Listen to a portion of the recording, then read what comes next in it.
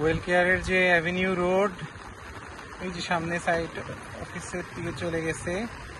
এই যে এই পাশে খাল, খালের ওই পারে জলসিঁড়ি 4 নম্বর সেক্টর। এদিকে দেখেন বালু ভরাটের কাজ চলমান, ওই যে পাইপ দেওয়া আছে।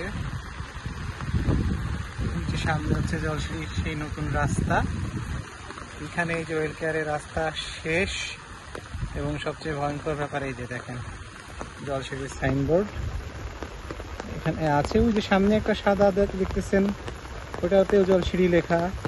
তারপরে এই যে সামনে এইদিকে যেগুলো আছে সবই এখন জলসিঁড়ির সাইনবোর্ড। প্রচুর নতুন সাইনবোর্ড লাগাইছে, বাট এখন হচ্ছে অধিকাংশই জলসিঁড়ির দিকে লেখাটা দেওয়া, মানে ওয়েল কেয়ারের দিক থেকে লেখাটা পড়া যায় না, এই হচ্ছে ডিফারেন্স। বাট প্রচুর সাইনবোর্ড নতুন করে সেট করছে।